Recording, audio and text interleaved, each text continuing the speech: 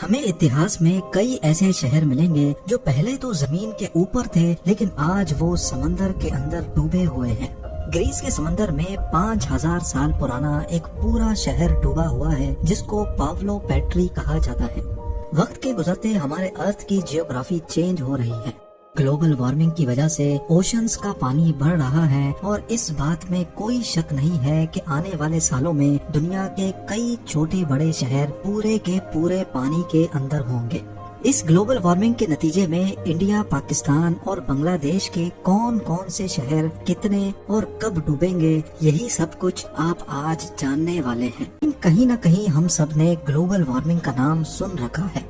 ہمارے پلینٹ کا average temperature دن بدن بڑھتا جا رہا ہے جس کی وجہ سے گلیشیئرز تیزی سے پگھل رہے ہیں۔ ایئر 1880 سے لے کر آج 2022 تک ہمارے ارتھ کا ایوریج ٹیمپریچر 1.4 ڈگری سیلسیس تک بڑھ گیا ہے، اور اگر صرف پچھلے 20 سالوں کو دیکھا جائے تو ہر سال پچھلے والے سے زیادہ گرم ہوتا ہے، جس کا مطلب ہے کہ گلوبل وارمنگ کا ریشو تیزی سے بڑھتا جا رہا ہے، اور ناسا کے مطابق اس بات کے 95% چانس ہیں کہ یہ گلوبل وارمنگ ہیومن ایکٹیویٹی کی وجہ سے ہو رہی ہے، جس میں ماس لیول پہ ڈیفورسٹیشن اور فوسل فیولز کا استعمال ہونا بھی ہے۔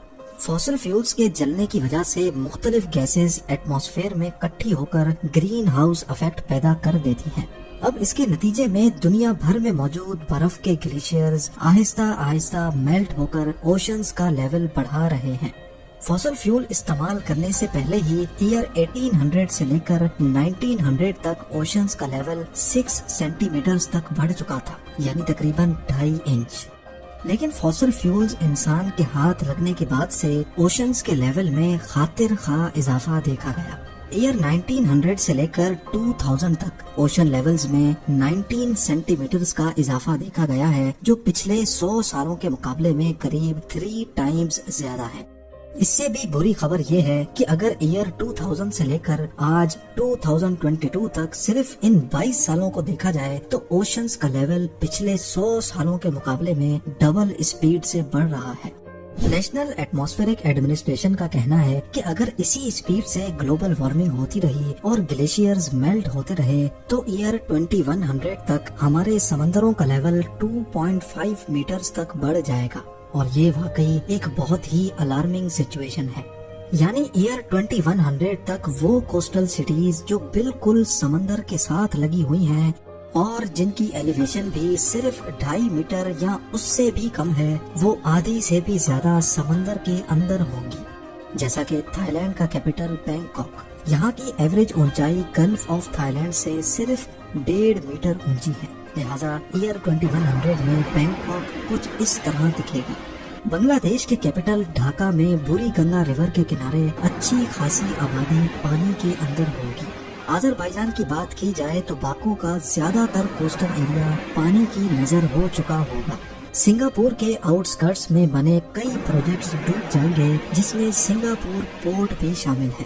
اس کے علاوہ نیدرلینڈز کے ایمسٹرڈیم اور روٹرڈیم سمیت قریب آدھے سے زیادہ ملک ہی کمر جتنے پانی کے نیچے ہوگا، اور مالدیوز میں موجود سارے آئی لینڈز اور ان میں موجود ریزورٹس کا تو نام و نشان بھی نہیں رہے گا۔ یعنی ایئر 2100 تک قریب 1.5 ارب لوگوں کو ان مقامات سے ہٹ کر کہیں اور شفٹ ہونا پڑے گا۔ اب یہ تو ہم نے بات کی صرف اس سچویشن کی جب 80 سالوں کے بعد سمندروں کا لیول 2.5 میٹر بڑھے گا، لیکن ورسٹ کیس سینیریو یہ ہے کہ اگر دنیا میں موجود تمام گلیشیئرز میلٹ ہو گئے تو تب کیا ہوگا۔ ایک ایسٹیمیٹ کے مطابق اگر میلٹنگ ریٹ اسی اسپیڈ سے چلتا رہا تو 5000 سالوں کے بعد پورا Greenland, Arctic region, Iceland اور تمام گلیشیئرز میلٹ ہو جائیں گے، اور ان کی وجہ سے ہمارے اوشنز کا لیول 70 میٹر تک بڑھ جائے گا۔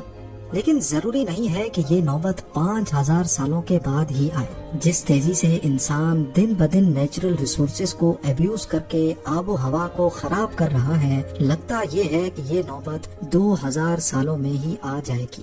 تو اس سچویشن میں ہمارا ارتھ کیسا دکھے گا، اور سب سے بڑھ کر یہ کہ ہمارے سب کانٹیننٹ میں انڈیا، پاکستان اور بنگلہ دیش کے کون کون سے شہر انڈر واٹر سٹیز کی داستان بن کر رہ جائیں گے۔ سب سے پہلے ہم شروع کرتے ہیں بے آف بنگال سے۔ آپ کو شاید یہ دیکھ کر شوق لگے گا کہ قریب پورا کا پورا بنگلہ دیش بے آف بنگال کی لپیٹ میں ہوگا، اور اگر اس کے کیپٹل ڈھاکہ کی بات کی جائے تو یہ 30 میٹر 100 فٹ گہرے پانی کے اندر ڈوب چکا ہوگا۔ اس کے ساتھ ساتھ بے آف بنگال انڈیا کے کئی حصوں پہ بھی اپنا قبضہ جما لے گا، جیسا کہ آپ دیکھ سکتے ہیں کہ کولکتہ سے لے کر مالڈا اور پٹنہ سمیت مظفر پور تک یہ سارا ریجن سمندر کے نیچے ہوگا۔ بے آف بنگال کا کوسٹ جو آج بنگلہ دیش اور انڈیا پہ لگتا ہے، 70 میٹرز بڑھنے کے بعد وہ نیپال اور بھوٹان کا کوسٹ کہلایا جائے گا۔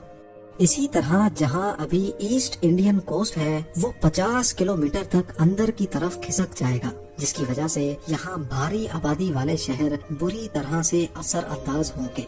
اگر ہم صرف چنئی کی بات کریں تو یہ 200 فٹ پانی کے اندر ہوگا۔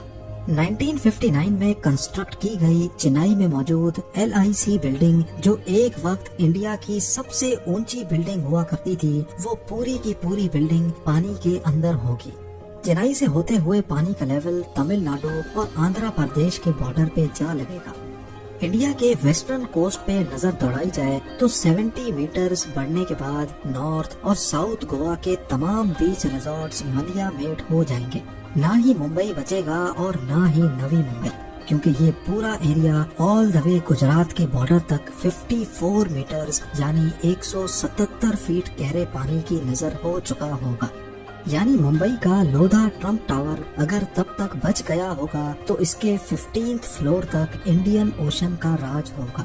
آگے بڑھ کر اگر گجرات کی بات کی جائے تو یقیناً آپ یہ جان کر حیران رہ جائیں گے کہ گجرات ایک آئی لینڈ بن چکا ہوگا، جیسا کہ آپ بھی دیکھ سکتے ہیں کہ 70 میٹرز بڑھنے کے بعد عربین سی کے پانی نے گجرات کو انڈیا سے الگ کر دیا ہے۔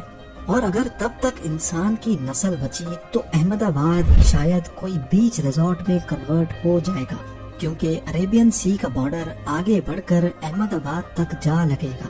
اب آ جاتے ہیں پاکستان پر۔ حیرت انگیز طور پہ پاکستان کی پوری سندھ پروونس ہی عربین سی کی لپیٹ میں آ چکی ہوگی۔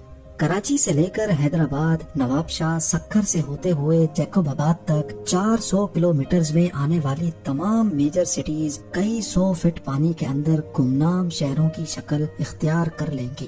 آبادی کے حساب سے دنیا کا 7واں بڑا شہر کراچی 190 فیٹ عربین سی کے باٹم پہ ہوگا۔ جو آج یہاں جانی مانی بلڈنگز اور اسکائی اسکریپرز ہیں، وہ سمندر کے اندر موجود اس وقت کی انڈر واٹر ڈسکوریز میں شاید دکھائی جائیں گی۔ اس کے علاوہ پاکستان کے سدرن کوسٹ پہ موجود آج جو دنیا کا سب سے ڈیپسٹ سی پورٹ گوادر کے نام سے پہچانا جاتا ہے، وہ تب واقعی میں ڈیپ اوشن کی نظر ہو کر صرف ایک چھوٹے آئی لینڈ سے زیادہ نہیں بچے گا۔ آپ لوگوں کے پیار بھرے کامنٹس کا بے حد شکریہ۔ ملتے ہیں اگلی شاندار ویڈیو میں۔